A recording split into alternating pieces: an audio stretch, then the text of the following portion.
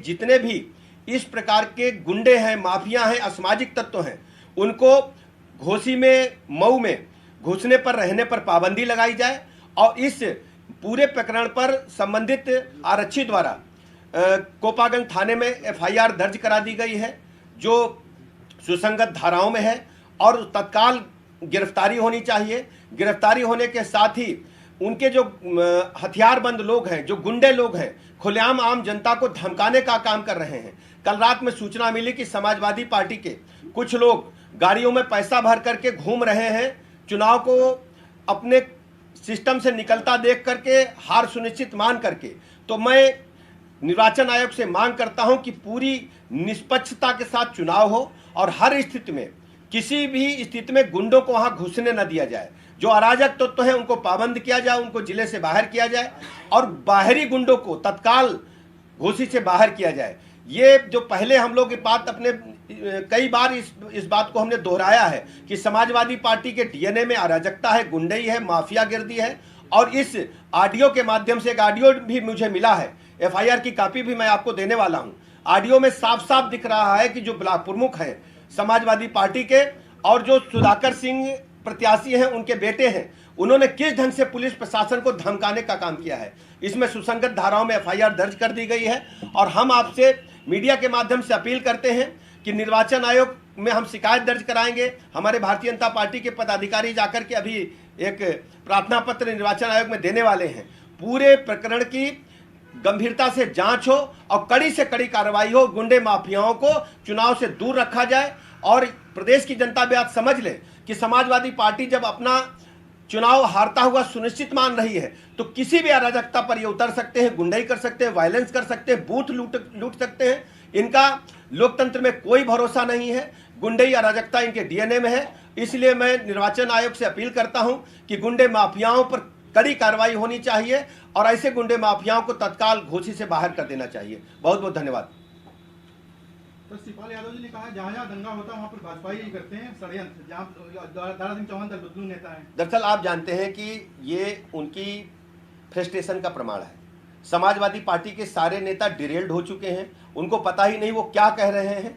वो अभी तक उनके दल में जब भारतीय जनता पार्टी से गए थे तब क्या थे।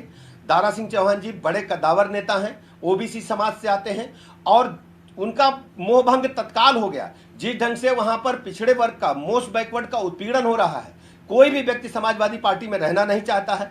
दलित समाज के जो दो हत्याएं घोसी ब्लॉक में हुई थी, ब्राह्मण समाज की हत्या इसी सुधाकर सिंह के परिवार के लोगों ने की थी और पूरे घोसी की जनता, प्रदेश की जनता जानती है जो जितना बड़ा अपराधी है वही समाजवादी पार्टी के नेता बन सकता है। घोसी के उपचुनाव ने सिद्ध कर दिया है। जो समाजवादी पार्टी के प्रत्याशी हैं सुधाकर सिंह, उन पर एक ब्राह्मण की और 2 दलित समाज के व्यक्तियों की हत्या का उनके परिवार पर आरोप है और वो घोसी ब्लॉक में ही हत्या हुई थी और पूरा पब्लिक जानता है। और एक पंचर जोड़ने वाला जो मुस्लिम समाज का व्यक्ति था, 5 रुपए के लेन देन में जो हत्या हुई थी उसमें भी इन्हीं का नाम आया था। मैं दावे के साथ कह सकता हूं कि घोसी की जनता ने, प्रदेश की जनता ने गुंडे माफियाओं को प्रदेश से बाहर करने का काम किया है और किसी की भी दाल नहीं गलेगी। वहां आम जनता भारतीय जनता पार्टी के साथ है। माननीय प्रधानमंत्री नरेंद्र मोदी जी की गरीब कल्याण योजनाएं जन जन तक पहुंची हैं। लोगों का भरोसा भारतीय जनता पार्टी पर बढ़ा है और दिन प्रतिदिन भारतीय जनता पार्टी का वोट प्रतिशत लगातार बढ़ रहा है। तुलसी पीठाधीश्वर गजगद्गुरु स्वामी राम भद्राचार्य ने विपक्षी दलों के गठबंधन की इंडिया से तुलना कौरवों से की है और कहा है कि 2024 में पांडवों और कौरवों की बीच लड़ाई होगी। दरअसल आप जानते हैं कि जो गठबंधन है, ये जो नया बनाया है यूपीए 1 और 2 का ही एक, मैं कह सकता हूं कि सड़े माल को दोबारा रीपैक किया गया है और ये सब भ्रष्टाचार के आकंठ दलदल में डूबे हुए लोगों का समूह है, सत्ता के लोलुप लोगों का समूह है, कुर्सी के भूखे लोगों का समूह है। जैसे जैसे चुनाव नजदीक आएगा ये कुर्सी के लिए खुद ही हिट विकेट हो जाएंगे। इनका जनता में कोई भरोसा नहीं है। ये बैठ करके वातानुकूलित कक्षों में, कभी बंगलोर में, कभी मुंबई में मौज के लिए घूम रहे हैं। इनका जनता से कोई मतलब नहीं है। जनता का इनका भरोसा जनता से उठ चुका है। जनता पूरी तरह से जानती है कि उत्तर प्रदेश में और देश में माननीय प्रधानमंत्री नरेंद्र मोदी जी की गरीब कल्याण योजनाओं ने जन जन का भरोसा जीता है। गरीब आदमी को महसूस हो रहा कि माननीय मोदी जी के रूप में उनका कोई अभिभावक है जो मुसीबत में उनके साथ हर समय खड़ा रहता है। सर, के बेटे का कहना है कि सनातन धर्म डेंगू मलेरिया की तरह है जिसको खत्म देखिए, करना चाहिए। आप जानते हैं कि अभी ये घोसी का उपचुनाव के संबंध में हम चर्चा कर रहे हैं। इस संबंध में कई बार डिबेट्स भी हो रही है। इस प्रकार की बातों का लोकतंत्र में कोई स्थान नहीं है। सबको सबका सम्मान करना चाहिए। तो सर आयोग जाएंगे या? हाँ, आयोग में अभी हमारा भारतीय जनता पार्टी का प्रतिनिधिमंडल अभी मिलेगा। जैसे ही 10 बजता है हम लोग जाएंगे। सर अधीर रंजन ने कमेटी में रहने से मना कर दिया है वन नेशन वाले। अभी हम आपको FIR की कॉपी दे रहे हैं और ऑडियो क्लिप दे रहे हैं। मनीष जी, आप इसको जो है दे दिया आपने?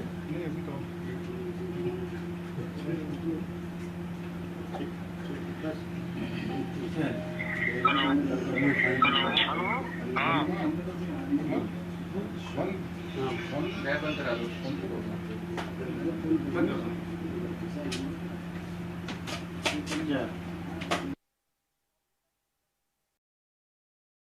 नहीं आई है